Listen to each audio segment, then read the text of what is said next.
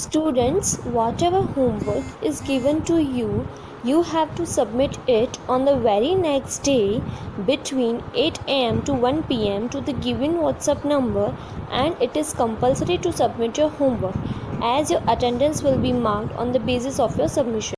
Hello students, in the previous video you all have learned the new words of lesson number 1, the Great Indian Desert. Now in this video we will understand the lesson. Let's start. To the west of the northern plains lies the Great Indian Desert or the Thar Desert. हमारे India के उत्तरी मैदानों के पश्चिम में महान भारतीय रेगिस्तान या थार डेजर्ट है, जो हमारे इंडिया का नॉर्थ साइड है। वहाँ पर बहुत बड़ा डेजर्ट यानी रेगिस्तान है, या तो हम उसे थार डेजर्ट भी कह सकते हैं। It lies in the state of Rajasthan, यह राजस्थान में आता है।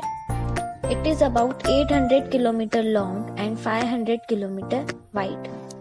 ये रेगिस्तान 800 किलोमीटर लंबा है और 500 किलोमीटर चौड़ा है। It stretches from the run of Kutch in Gujarat to the border of Haryana.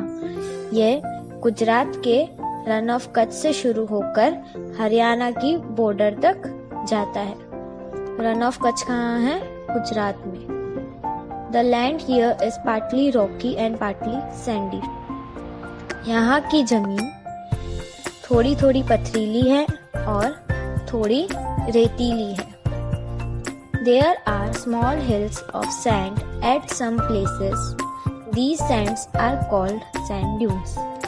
जैसा कि हमने न्यू वर्ड्स में देखा था, यहाँ पर सैंड के छोटी छोटी हिल्स हैं, यानी छोटी छोटी पहाड़ियाँ हैं, जिन्हें सैंड ड्यून्स भी कहते हैं। Sand storms are common in desert. Desert में रेत के तूफान बहुत ही आम बात है।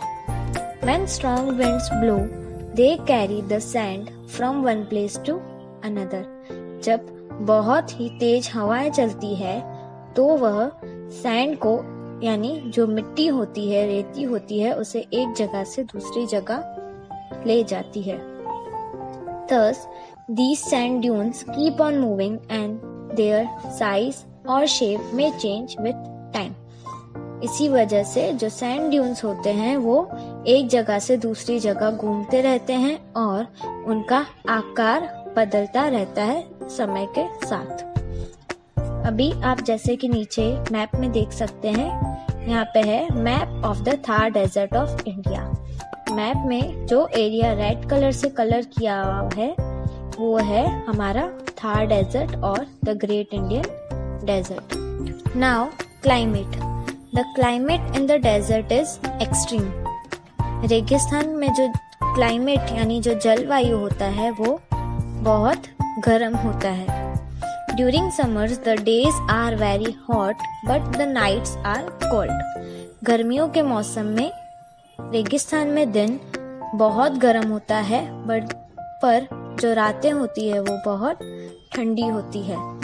This is because the sand particles heat up quickly in the day and cool down fast at night. इस ऐसा होने का कारण है कि जो रेती के कण होते हैं वो दिन में बहुत जल्दी गर्म हो जाते हैं और रात में उतने ही जल्दी ठंडे भी हो जाते हैं। During winters the days are warm and night are cold.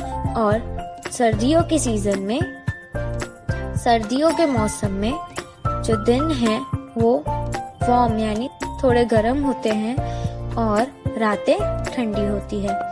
There is very little or no rainfall.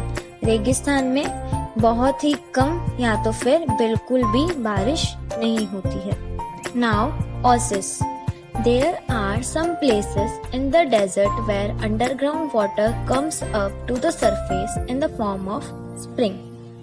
रेगिस्तान में ऐसी कई जगहें होती हैं जहाँ पे जो जमीन के नीचे का पानी होता है, यानी अंडरग्राउंड वाटर होता है, वो जमीन के ऊपर आ जाता है, सरफेस पे आ जाता है। किसके फॉर्म में? स्प्रिंग के फॉर्म में। स्प्रिंग एक छोटे से तालाब की तरह होता है। Trees like kikar, date and babul grow around as the place is fertile.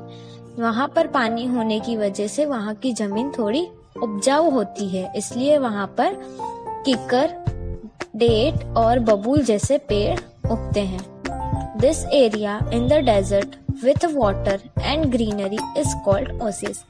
Desert में ये जगह जहाँ पे पानी और हरियाली होती है उसे ओसिस कहा जाता है। पीपल ग्रो ज्वार, बाजरा, मेज एक्सेट्रा। यहाँ पर लोग ज्वार, बाजरा और मेज आदि उगाते हैं। Now vegetation in a hot and dry climate trees can not grow. जैसा कि आपको पता है रेगिस्तान का क्लाइमेट बहुत ही गर्म होता है और उसके साथ साथ वो ड्राई भी होता है क्योंकि वहाँ पे बहुत मिट्टी होती है, तो वहाँ पर ट्रीज नहीं उग सकते हैं। We can see few scattered bushes and thorny shrubs.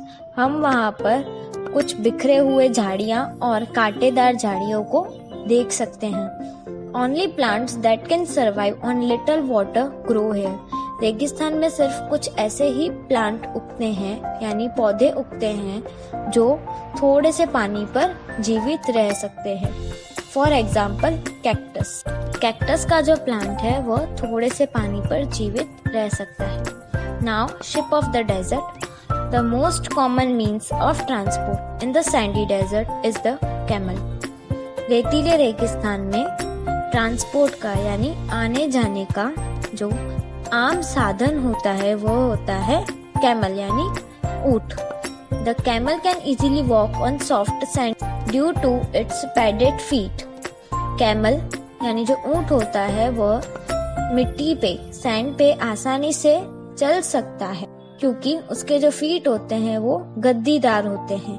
And can also live without water for many days. और वह वाटर पानी के बिना भी बहुत दिन तक जीवित रह सकता है। जैसे कि आपने सुना होगा कि कैमल अपने पेट में पानी स्टोर करके रखता है। It is therefore known as the ship of the desert. और इसी वजह से कैमल को शिप ऑफ द डेजर्ट भी कहते हैं। Now students, we will understand the remaining lesson in the next video. Till that you have to read this lesson thoroughly. We will meet soon.